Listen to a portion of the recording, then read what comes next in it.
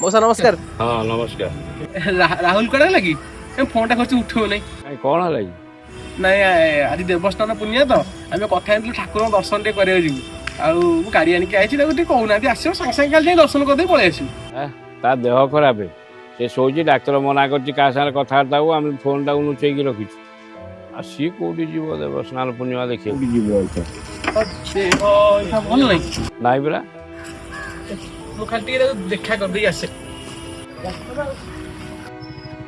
मौसा राहुल घरे नहीं कि कहीं कौन काम था फोन टा फोन टा गोटे जगह जबार डाकी देले ता देह खराब सी कुआड़े जीवन डाक्तर मना कर फोन रे कथा मु फोन टाक लुचेक रखी सी जापर से न जाऊ 5 टका तो चांदा देछि चलम पय देह खराब हो अपन कहबे ना आईलु बोलिया चल चल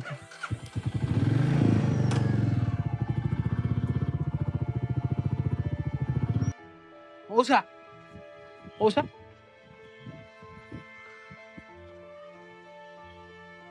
कौन कहले कम बापाटी आप इच्छा ना मो सहित छाड़िया मत मना कर बाबा तो सहित से जीवन मना कर बापा वयस्क लोक माने गोटे छुआ ना मिछ कहते देह खराब बोली से निरोला घरे शोई तार किसी है आप इच्छा ना कहीदेवे ना तो साथ से जीवन कि आम चाहूनु तो साथ सांग हम तुम खराब पिला कि जहाँ भी हो घटना बापा माँ आप निष्पत्ति मत भल लगे आप मिछ कहले अरे बापा हेले मिछ कह पड़ो हजार पिला सांग हो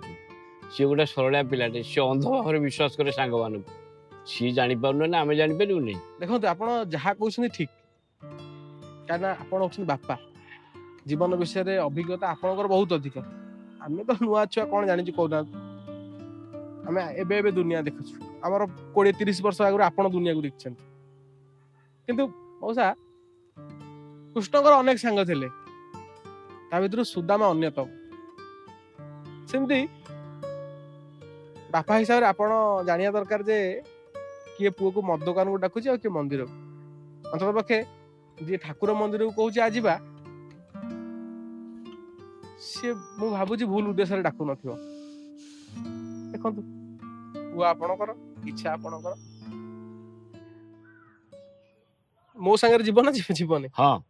तो सांगे जीव जा जा जा डाकी नहीं जा गहड़ी की जीव नहीं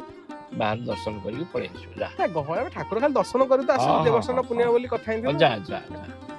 अरे बाहर बाहर मौसा कहली जी चल तू ठीक कहलु पुओ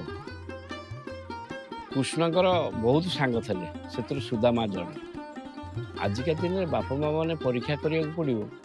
किए सुदामा आउ किए शंकुनी